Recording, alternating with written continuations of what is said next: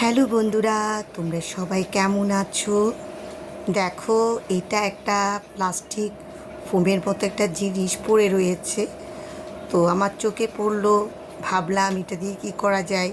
তোমরা তো জানো আমি ইউজলেস জিনিস দেখলে এটা দিয়ে কিছু একটা করতে চেষ্টা করি।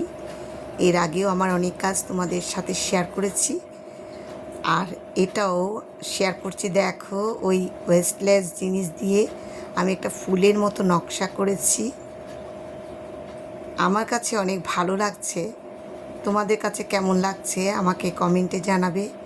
আসলে প্রতিটা জিনিস করতে মেধা, শ্রম, বুদ্ধি সব কিছুই লাগে। তো আমার যতটুকু মেধা আছে সেটাকে আমি কাজে লাগিয়ে এই ওয়ালমেটটা তৈরি করলাম।